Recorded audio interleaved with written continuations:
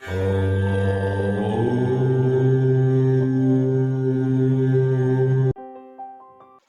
है आप सभी का गीता शतकम की इस 5वीं कक्षा के अंदर। गीता शतकम अर्थात गीता के 100 अति महत्वपूर्ण श्लोकों का अध्ययन हम लोग करेंगे। इन 100 श्लोकों में से हम लोग लगभग 22 श्लोकों को पढ़ चुके हैं। पिछली जो कक्षाएं हुई हैं उसमें मैं आप लोगों को 22 श्लोक पढ़ा चुका हूँ। आज मैं आगे के श्लोक जो है आपको पढ़ाऊंगा। ठीक, आप लोग ध्यान से सुनना और समझना। तो जैसे कि आप लोगों को विदित है कि श्री कृष्ण अर्जुन को समझा रहे हैं कि भाई जीवात्मा और शरीर दोनों अलग हैं और जीवात्मा जो है अमर है, अजर है और शरीर जो है मरण धर्मा है, नष्ट होने वाला है। ऐसा श्री कृष्ण जो है अर्जुन को जो है समझा रहे हैं। जितने भी हमने श्लोक पढ़े हैं उनमें हमने यही सारी चीजें पढ़ी। तो आज फिर एक ऐसा ही श्लोक आ रहा है, ये 24वां श्लोक है। उसमें कहते हैं कि अव्यक्त आदीनि भूतानि व्यक्त मध्यानि भारत अव्यक्त निधनान्येव तत्र क परिदेवना। बड़ा ही सुंदर सा श्लोक है। इसके अंदर कहा है कि अव्यक्त आदीनि भूतानि, भूत का अर्थ होता है सभी प्राणी, यानी मैं आप संसार के जितने भी प्राणी हैं सभी को भूत कहा जाता है। और कहते हैं कि अव्यक्त आदीनि, आदीनि होता है प्रारंभ में। यदि बात प्रारंभ की करी जाए तो प्रारंभ में जितने भी प्राणी थे सभी अव्यक्त थे, यानी जब तक किसी का जन्म नहीं होता तब तक वो व्यक्त नहीं होता। जन्म है क्या? जन्म है किसी व्यक्ति का व्यक्त होना। तो जन्म से पहले की यदि बात करी जाए, मैं आप लोगों से पूछूं कि मेरे जन्म से पहले ये जो आर्यन है, जिस शरीर का नाम आर्यन है, ये कहाँ था? किसी को कुछ पता है? बल्कि मैं जन्म की बात छोड़ देता हूँ। जब से मैंने पढ़ाना शुरू किया है, लगभग 5 वर्ष हो चुके हैं। उससे पहले, ये जब से आपने पढ़ना शुरू किया है, किसी को 4 महीने, 6 महीने, साल, 1.5 साल ऐसे हो गया होगा। उससे पहले मैं कहाँ था? यानी जब तक मैं आप लोगों से नहीं मिला तब तक मैं प्रकट नहीं था, मैं अव्यक्त था। तो यहाँ श्री कृष्ण इसी बात को एक बड़े रूप में कह रहे हैं। वो कह रहे हैं कि अव्यक्त आदिनी भूतानी। अर्जुन को वो समझा रहे हैं कि जन्म से पहले इस संसार के जितने भी लोग थे सभी अव्यक्त थे, यानी प्रकट नहीं हुए थे। और फिर कहते हैं कि व्यक्त मध्यान्ह भारत, और बीच में वो प्रकट हो जाते हैं। यानी जन्म से पहले सभी के सभी क्या थे? अव्यक्त थे। लेकिन जब जन्म होता है ना तो वो प्रकट हो जाते हैं, यानी उनका जन्म हो जाता है। अब जन्म से पहले जो है अव्यक्त थे। मैं एक बात आपसे पूछता हूँ, आपके पास में एक दिया है, दिया अच्छी तरीके से उसमें घी आदि है और बत्ती आदि लगी हुई है, लेकिन आपने जलाया नहीं। अब यदि आपने उसको नहीं जलाया तो उसकी जो ज्योति है वो कहाँ है? बोलो। उसकी ज्योति क्या है? अव्यक्त है। अच्छा, आपने उसको जला दिया तो आपको उसकी ज्योति दिखाई देने लगी, प्रकाश दिखाई देने लग गया। लेकिन जब आपने उसको बुझा दिया फिर वो कहाँ गया? फिर अव्यक्त हो गया वो।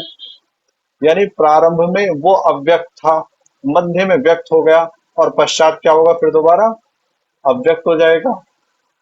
ठीक है। तो इसी चीज को अर्जुन को समझाते हैं कि अव्यक्त आदिनी भूतानी, इस संसार के सभी प्राणी प्रारंभ में अव्यक्त थे, कहीं नहीं थे। व्यक्त मध्यान्ह भारत, और मध्य में क्या हो गए? व्यक्त हो गए, ये प्रकट हो गए। अव्यक्त निधनानी एव, और अंत में निधनानी अर्थात अंत में दोबारा क्या हो जाएंगे? अव्यक्त हो जाएंगे। तो कहते हैं तत्र का परिदेवना। फिर इसमें शोक किस बात का करना? यानी शोक तो उस चीज का करना चाहिए जो निश्चित है। जो प्रारंभ में अनिश्चित थी, बीच में कुछ समय में निश्चित हुई और बाद में फिर अनिश्चित हो गई, उसका क्या शोक करना? गुरु तेग बहादुर हुए हैं, उनको जो है औरंगजेब ने अपने यहाँ जेल के अंदर डाल दिया। जेल के अंदर जब उनको डाला गया तो उन्होंने कुछ 56 श्लोकों के आसपास लिखे हैं जो वैराग्य से परिपूर्ण है। वो उसमें श्लोक कहते हैं कि चिंता ताकि कीजिए जो अनहोनी होए, चिंता ताकि कीजिए जो अनहोनी होए, ए मार्ग संसार का नानक फिर नहीं कोई। यानी चिंता उस बात की करनी चाहिए जो आज से पहले कभी घटी ना हो। देखो, बड़ी महत्वपूर्ण बात कही है उन्होंने। वो कहते हैं कि चिंता उस बात की करो जो आज से पहले ना हुई हो, क्योंकि ए मार्ग संसार का नानक फिर नहीं कोई। ये तो संसार का मार्ग आपके सामने भी ऐसे ही है, आपसे पहले भी ऐसे ही था और आपके बाद में भी ऐसे ही होगा कि यहाँ स्थिर कोई भी नहीं है। न मैं स्थिर हूं ना तुम स्थिर हो। हम में से कोई भी ऐसा नहीं है जो है परमानेंट हो, क्योंकि ये संसार है ही इस तरीके का। यहाँ प्रारंभ में चीजें नहीं होती, बीच में चीजें आ जाती और पश्चात फिर चले जाती हैं। तो जब इस संसार का नियम ही ये है और अटल नियम है, फिर इसमें शोक कैसा? कहते हैं ना, तत्र क परिदेवना। परिदेवना अर्थात शोक किस बात का करना। हाँ, ऐसा है कि जो हमेशा रहने वाला है और वो ना रहे तो शोक की बात भी है। जो हमेशा रहने वाला है ही नहीं, बीच में आ गया थोड़ा सा, तो फिर उसका शोक पे क्या करना। लेकिन कारण क्या है? कारण ये है कि ये चीजें शब्दों से समझना बड़ा आसान है, लेकिन व्यवहार में इनका आना बहुत जन्मों जन्म भी लग जाते हैं, बहुत समय भी लग जाता है। यही कारण है कि मैं एक बात आपको समझाना चाहूंगा।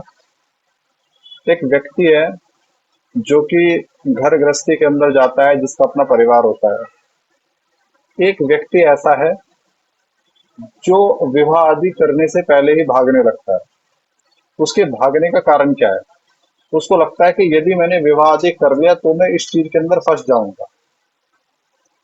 देखो, कभी किसी की पत्नी या किसी का पति या किसी के बच्चे किसी को बांध के नहीं रखते, व्यक्ति खुद बंधता है।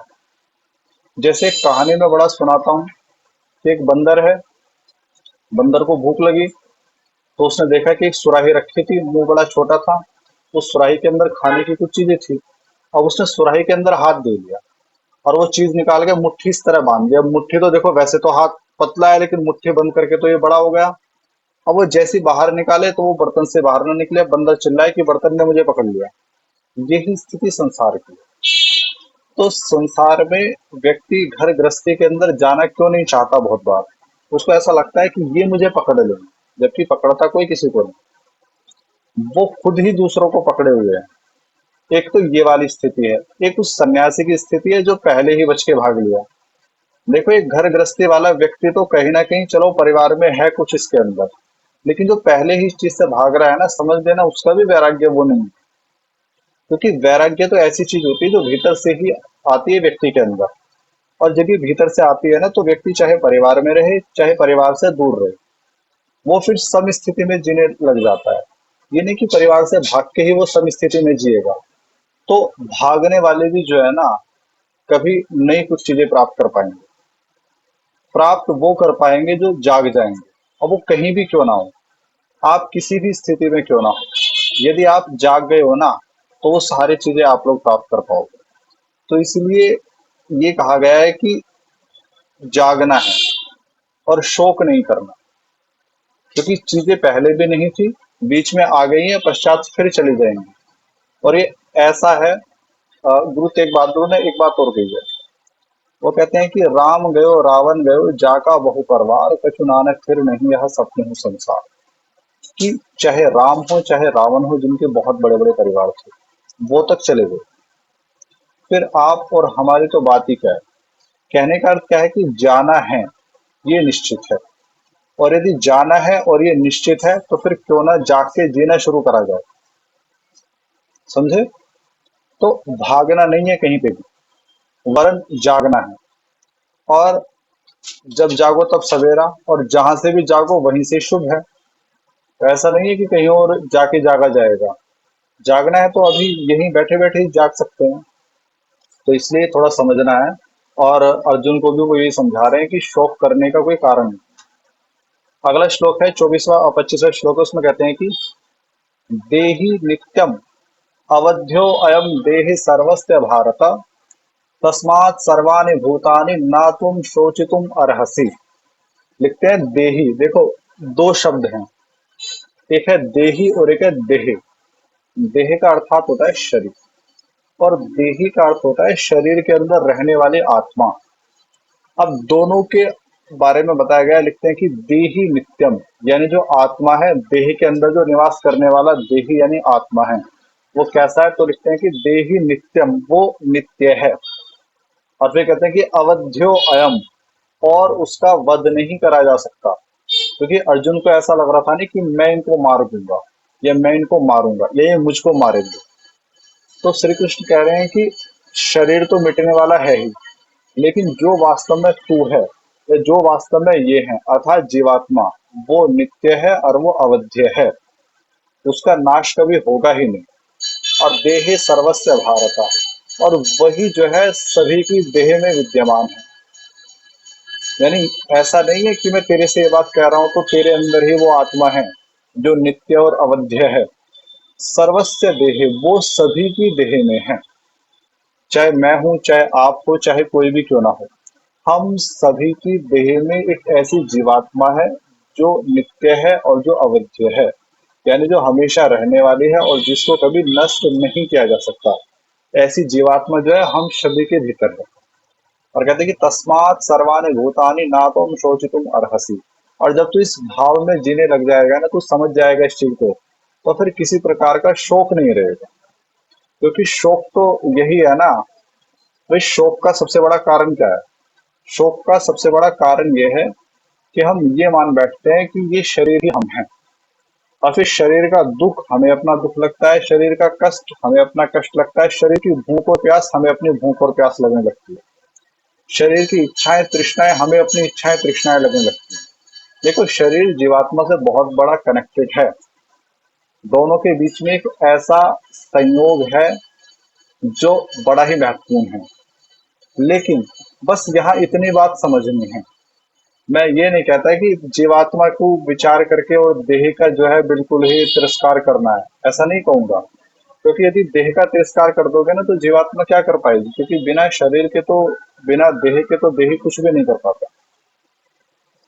बिना शरीर के जीवात्मा बिल्कुल ही निर्बल है, दुर्बल है, कुछ भी नहीं कर पाएगा। वो तो जब शरीर उसके पास में होता है ना, तब जाके वो कुछ करने में समर्थ होता है। तो शरीर का तिरस्कार नहीं करना, लेकिन एक चीज को समझ लेना, वो ये समझना है कि शरीर और आत्मा दोनों अलग हैं, देही और देह दोनों अलग हैं। देह क्या है?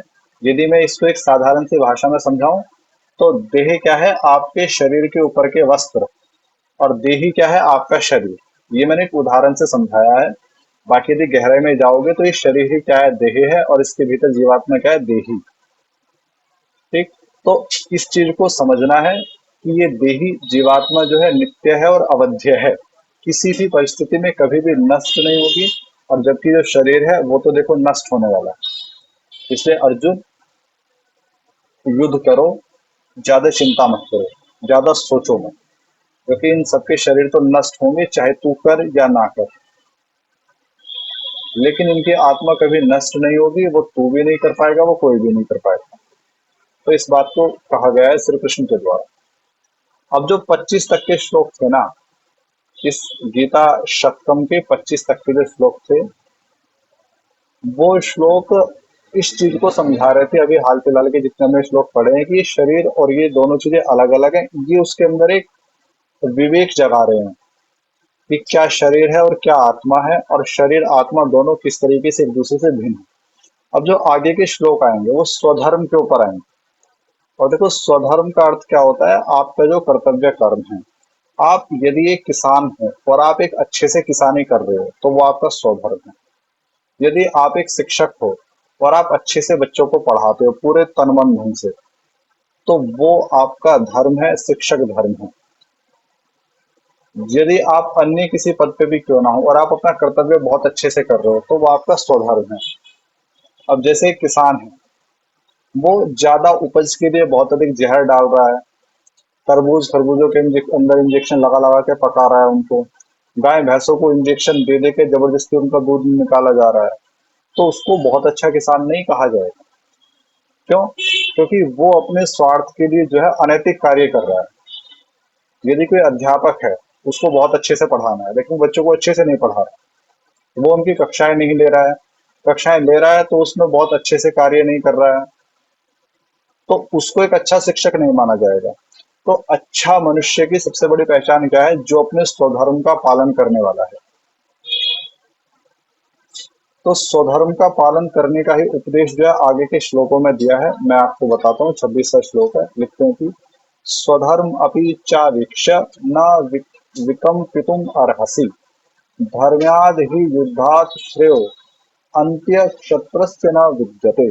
स्वधर्म अपि चावीक्ष्य न विकम्पितुम अर्हसि, यानी स्व कर्तव्य को देखे तो भी उत्साह छोड़ना तुझे उचित नहीं। क्यों? धर्म्याद ही युद्धात् श्रेयो, क्योंकि क्षत्रियो को धर्मोचित युद्ध की अपेक्षा और कोई कल्याण नहीं। यानी क्षत्रिय हम किसी को कहते क्यों हैं? यदि हमने किसी को क्षत्रिय कहा है तो उसका कारण क्या है क्षत्रिय कहने का? कि वो अन्याय और अत्याचार आदि से रक्षा करने वाला है। यदि हमने किसी को वैश्य कहा है, क्यों कहा है? क्योंकि वो व्यापार करने वाला है। किसी को शूद्र संज्ञा दी गई है, क्यों? क्योंकि वो सेवा करने वाला है। किसी को ब्राह्मण कहा है इसलिए ताकि वो अज्ञान को नष्ट करे। किसी को हमने सिपाही, आरक्षक कहा है, क्यों? क्योंकि वो रक्षा करने वाला है। किसी को वैद्य कहा गया है क्योंकि वो चिकित्सा करने वाला है। यानी जिसको जो नाम दिया है वो इसी कारण से दिया है कि वो उस प्रकार का कार्य करने वाला है। अब यदि वो उस प्रकार का कार्य ना करे, अपने स्वधर्म को ना निभाए, तो ये एक अनुचित कार्य है, ये गलत चीज है। तो उसी को देखते हुए श्री कृष्ण जो है अर्जुन को ये समझा रहे हैं कि तू क्षत्रिय है, और क्षत्रिय का धर्म क्या है? युद्ध करना। और किसके लिए? धर्म के लिए युद्ध करना, अन्याय के विरुद्ध युद्ध करना। और अन्य कोई भी धर्म जो है वो इससे बढ़ के नहीं है। क्षत्रिय के लिए देखो, ब्राह्मण का धर्म ऊंचा है, वेदों को पढ़ना पढ़ाना आदि बहुत ऊंचा कार्य है, ब्राह्मण धर्म है। लेकिन यदि बात देश की रक्षा का आए, तो उस स्थिति में जो है क्षत्रिय जो है वो उसके लिए ब्राह्मण का कर्म श्रेष्ठ नहीं है, उसके लिए अपना कर्म सबसे श्रेष्ठ है कि वो राष्ट्र की रक्षा के लिए कार्य करे। तो श्री कृष्ण कहते हैं कि स्व कर्तव्य को देखे तो भी उत्साह छोड़ना तुझे उचित नहीं, क्योंकि क्षत्रियों के लिए धर्मोचित युद्ध की अपेक्षा और कोई कल्याण नहीं। यानी धर्म के लिए धर्म को आधार में रखते हुए आप अपने कार्य को करिएगा, इससे श्रेष्ठ दुनिया में आपके लिए कोई मार्ग नहीं।